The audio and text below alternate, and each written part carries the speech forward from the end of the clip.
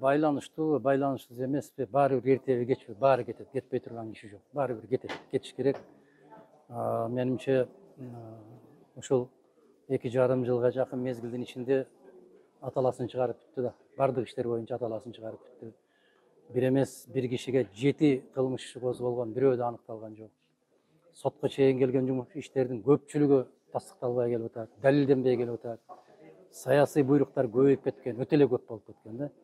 Менимче бийликке жакпай калгандан эмес, ушул айыпсыз айыпталып аткан шордуулардын bir каргышы катарында кабыл алып коюш керек. Бул кетүүлөрдүн башталышы, дагы кете турган нысандар көп, өтө көп.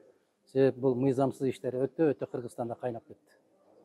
Бул башы. Анан эми тергөө башталышы мүмкүн, эми иликтөө башталышы мүмкүн. Ар кандай деп бааласа боло берет.